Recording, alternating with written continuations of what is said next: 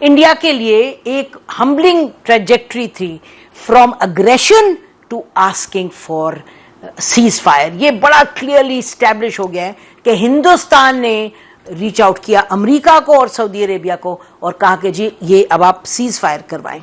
और अग्रेशन जो इसका था शुरू में, आपको मालूम है, और कितने कॉन्फिडेंस के साथ चल रहा था, पाकिस्तान ने जिस तरीके से इसको हैंडल किया, Pakistan was at its best militarily, diplomatically, at its strategic best. और जो नेशनल रिजॉल्व था, जो लीडरशिप थी, बिल्कुल क्लैरिटी थी, no analysis, no paralysis through analysis, पता था कि क्या ऑब्जेक्टिव चाहिए। India was not going to be allowed कि ये न्यू नॉर्मल इस्टेब्लिश हो जाए कि जी जब चाहा अंदर जी सीज भेज दिए मिसाइल, जब चाहा गड़बड़ कर दी और फिर कहा जी ठीक है अब पाकिस्तान एक वापस मारे इनको मिसाइल और वो काफ़ी है। No, not at all. और ये जो इंटरेस्टिंग बात है ये भी देखें, जब हम लोगों से बात करते थे वो कहते थे जी अभी गिव अस टाइम, अभी करेंगे, एज इफ इंडिया को कोई एक सुसाइडल मिशन पे था। इंडिया ने जो परसों रात को कर दिखाया, 8 और 9 की रात को जो इंडिया ने किया, अजब था तमाशा के उन्होंने पहले बमबारी अपने ही पंजाब में की जिसके इलेक्ट्रॉनिक सिग्नेचर सब मौजूद था, और उसके बाद व्हेन दे अटैक्ड इस्लामाबाद में बिलशमूल इस्लामाबाद के 5 एयर बेसिस पे, फिर तो दे वर बेसिकली इन्वाइटिंग पाकिस्तान के जी आए अब हमें मारें। तो फिर पिटिए मार इंडिया को बहुत। और आगे बहुत बड़ा चैलेंज है हमारा, बहुत बड़ा चैलेंज है। As the NSAs meet tomorrow, कल उन्होंने मिलना है कि जो हमने यहाँ हासिल किया है काइनेटिक ऑपरेशंस के थ्रू और एक पूरा नेशनल रिजॉल्व, उसको किस तरह से कन्वर्ट करेंगे हम into a lasting gain for us at multiple levels. और डोनाल्ड ट्रंप साहब ने वो जो उनकी एक मज़ाहिया खेज बात है कि वो कह रहे हैं जी हज़ारों साल से ये मामला है, फिर भी उन्होंने कल भी कहा कि जो हज़ारों साल पुराना इनका मामला है इंडिया और पाकिस्तान का, उसमें मैं अब हेल्प करूंगा and I will try and see what we can do about it. तो नाज़रीन, who else but Senator Mushahed Hussain to discuss all this. Thank you, Mushahed. Assalamu alaikum. Truly a day of rejoicing, jubilation, thanksgiving, and Allah Taala का शुक्र अदा करें कि हमारा जो है इज्जत भी रही और हमने जवाब भी दिया, और हमने उनको मेरे ख्याल में जो 1971 का कर्ज था वो भी हमने चुका दिया उनसे, that debt was repaid and deterrence has been restored, the bully has blinked, and सबसे बड़ी बात है Kashmir is eight centre stage. बेशक।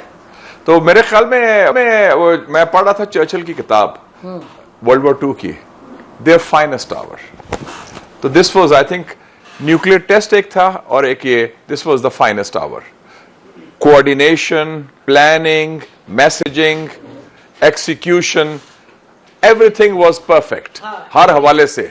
कि जिस तरह जो आपस में कोऑर्डिनेशन हुई, मैसेजिंग हुई, मोरल बूस्टर भी हुआ, और एक्सिक्यूशन जो इम्प्लीमेंटेशन भी हुआ, उसमें कोई 100 आउट ऑफ 100 मार्क्स। बिल्कुल 100 आउट ऑफ 100 मार्क्स। अच्छा जी, ये तो हो गया, मतलब आपकी ट्वीट्स देखिए हम सब और वो मैं पहले भी कहता रहा था, एक बड़ा दबंग बंदा है वॉशिंगटन डीसी में, उसका नाम है प्रेसिडेंट डोनाल्ड ट्रंप। उसके बड़े फैन हैं। मैंने फैन भी हो, मैंने प्रेडिक्ट भी किया था वो प्रेसिडेंट, और मैं कहा वो डिफरेंट किस्म का बंदा है। उसकी सोच रवायती अमेरिकन एस्टेब्लिशमेंट की सोच नहीं है, हटके। जो रवायती अमेरिकन एस्टेब्लिशमेंट है वो प्रो इंडिया है, पूरा सिस्टम बड़ा प्रो इंडिया। ये बंदा नहीं है, ये न्यूट्रल रहा, दोनों की बात की और कश्मीर को सेंटर स्टेज में ले आया। हाँ, ये आई नो, आप ये कहते रहे कि ये आएगा, इस पे कश्मीर पर भी आएगा, देखते हैं आगे क्या होता है। मुशाहिद, ये let's now move to the future because everybody wants to know कि अब आगे क्या होने वाला है।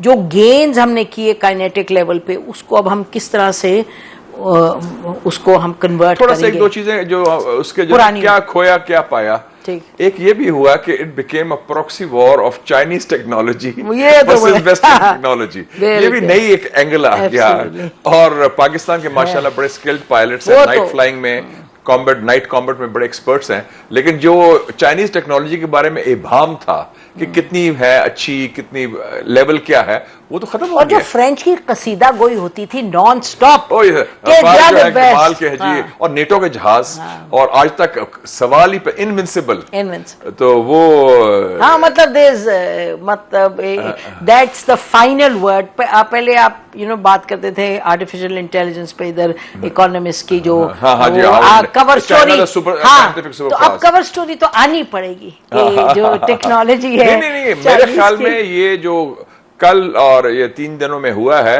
Whether it's West Point in the USA और सैंडस्ट इन यूके, ये मिलिट्री स्टडीज आप शुरू कर देंगे कंपैरिजन, क्योंकि वो तो कह रहे हैं हम तो मारेंगे। वो तो ये China has overtaken us in military technology. ये जो था ना, ये एक ग्रे एरिया था, और आई थिंक चाइनीज भी खुश होंगे कि हमने उनके बिहार में टेस्ट भी कर दिया। वरना तो टेस्ट एक्चुअल वॉर में तो नहीं होता, एक्चुअल वॉर में तो कुछ नहीं हुआ था टेस्ट। मतलब हमारे जो दोस्त हमारे साथ खड़े हुए हैं, चीन और तुर्की खास तौर पे, आज़रबाईजान, ये 3 ये जो खास खड़े और सिंपैथी फ्रॉम ईरान, हाँ वो ठीक है, वो तो है, लेकिन मैं कहता हूं, मैं तो दाव देता हूं यूनाइटेड स्टेट्स ऑफ अमेरिका और रशिया को भी, वो न्यूट्रल रहे, जो हिंदुस्तान के साथ नहीं मिले। जब ये जेडी वैंस का बयान आया वाइस प्रेसिडेंट का कि जी वो it's none of our business, है ना, 8 को या कब, मैंने कहा ये बड़ा अच्छा बयान है। मुझे किसी ने पूछा, मैं कहा एक्सीलेंट, कम से कम वो हिंदुस्तान से टिल्ट तो नहीं करे ना, क्योंकि हिंदुस्तान को हम अकेले निबड़ लेंगे, we can sort them out on our own as long as America is not backing them.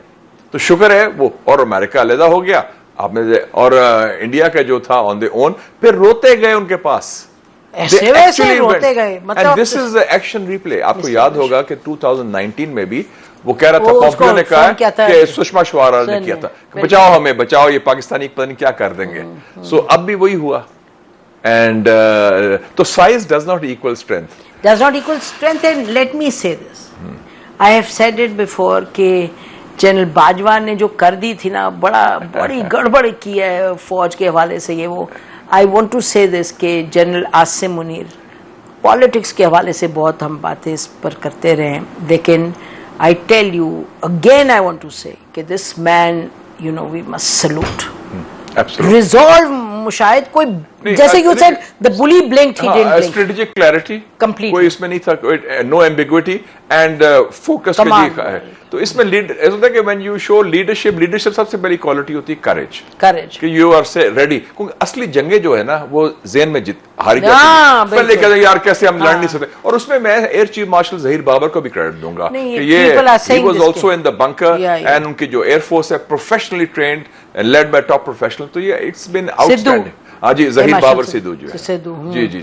और वो जो लोग बात कर रहे हैं, वो कह रहे हैं जो इनसे पहले वाले थे, मुजाहिद थे या मुजाहिद अनवर खान साहब, वो कहते हैं उन्होंने भी बड़ा एयरफोर्स को जो बनाया, का जो तसलसल चला है ना, air chief marshal Suhail Aman, हाँ, he was outstanding also, air chief marshal Mujahid Anwar Khan, the hero of Balakot 2019 में जो किया था, और अब air chief marshal Zaheer Babar Sidhu, all 3 so top notch professionals, दलेर और leading from the front. Mushahid, somebody was telling us yesterday कि जो साइबर विंग इन्होंने बनाया पूरा एयरफोर्स का, there was a lot of questions कि भाई करना चाहिए, बट उसने हमें डिलीवर किया। इलेक्ट्रॉनिक वॉरफेयर था, बिल्कुल टोटल इलेक्ट्रॉनिक वॉरफेयर में you jammed all their things, और हमने जो मिसाइल्स जो हैं, they are linked with electronic warfare completely, जो PL-15 चाइनीज करते थे, बहुत जबरदस्त। तो उस हवाले से पता ही नहीं चला, वो नया वॉरफेयर हुआ है कि पहली दफा हमने एक दूसरे के बॉर्डर्स क्रॉस नहीं किया, and it's become a drone, missile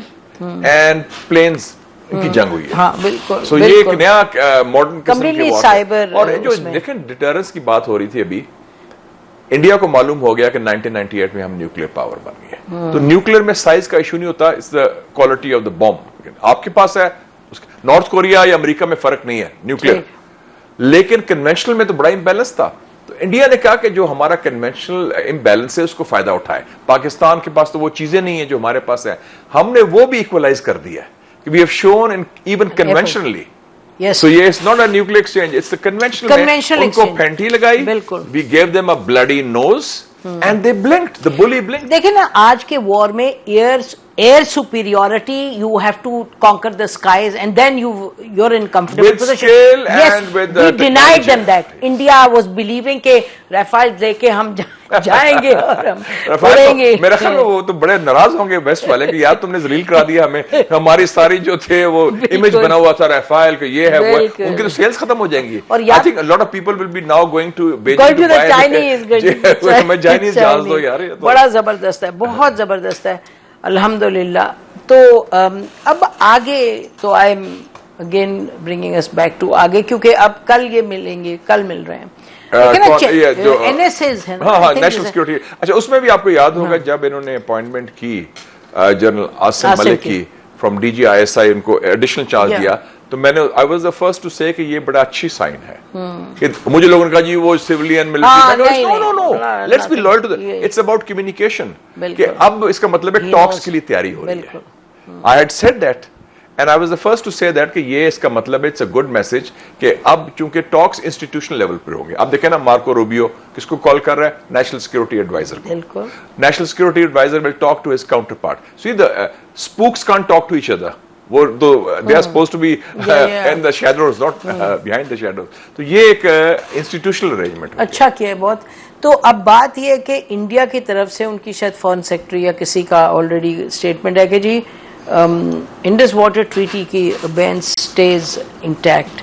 अब ये जो टॉक्स हैं Mushahid, these talks are about the talks, these are not talks. Because देखे ना टर्म्स, अभी तो फर्स्ट फेज है टू जहां तक आप पहुंच गए थे, आपने टेम्परेचर नीचे लाना है. पहले तो हम टॉक्स ही नहीं कर रहे थे ना. We were not talking to each other, we were talking at each other, we were shooting at each other, we were shouting at each other. अब ये पहली दफा सिविलाइज्ड डिस्कोर्स होगा कि जनाब अच्छा क्या रूल्स ऑफ द गेम है, उसमें चैनल, वही तो मैं कह रही हूँ ना कि that's what you are going to establish के चैनल्स ऑफ कम्युनिकेशन रिस्टोर होंगे. फिर ये उसका होगा तो हो गए DGMOs और मेकिंग इंस्टीट्यूशनली, वो तो वो मिलिट्री लेवल है ना, technical level. This is more political level.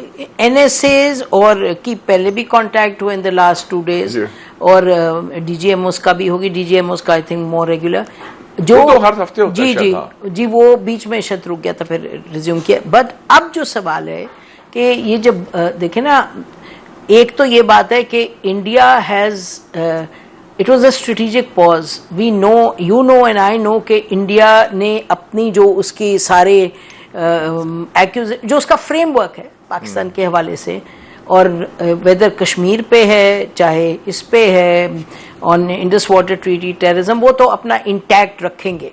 And obviously for us is the, तो अब ये है कि हमने आगे किस तरह से बढ़ना है एट द टॉक्स. मतलब what is it, what would you be suggesting if you were I think certain rules of the game in interstate relations. तो पहली स्टेज तो है ना, जब गुफ्तगू होती है तो कुछ नॉर्मलाइजेशन भी होने चाहिए. नॉर्मलाइजेशन में क्या है? आई थिंक जो एम्बेसीज में कट हुआ है आप वो रिस्टोर लाएं उसमें, और जो आई थिंक थोड़ा सा स्पेस खोलें फॉर आमदोरफ्त भी, जो बिल्कुल ही स्टेट ऑफ वॉर में तो होता है ना, you cut off all communication, वो आप करें. फिर एक और चीज जो हमारे लिए जो इमीडिएट कॉज ऑफ कंसर्न रही है for Pakistan, we are already a victim of terrorism. तो इंडिया से तो स्टेट टेररिज्म भी एक्सपोर्ट होती रही ना, कि 4 सालों में 20 बंदे उन्होंने असैसिनेशन, और दुनिया ने भी देख लिया, कनाडा भी चले गए. So I think that kind of thing, they have to be some red lines identified. फिर आपके आते हैं जो स्ट्रेटेजिक लॉन्ग स्टैंडिंग इश्यूज, उसमें फिर आप कश्मीर आता है, उसमें इंडस वाटर्स भी आती है, उसमें ये कोवर्ट ऑपरेशंस जो कर रहे हैं उनकी तरफ से वो भी आते हैं, और उनकी तरफ से भी जो इरिटेंट वो देख समझते हैं वो लेते हैं ऑन द टेबल. जैसे कंपोजिट डायलॉग शुरू हुआ था 97 में मियां साहब के जमाने में, तो उन्होंने लिस्ट दी थी कि हमारा ये है, सो यू चेक लिस्ट करते हैं आप, तो उसको ले आते हैं.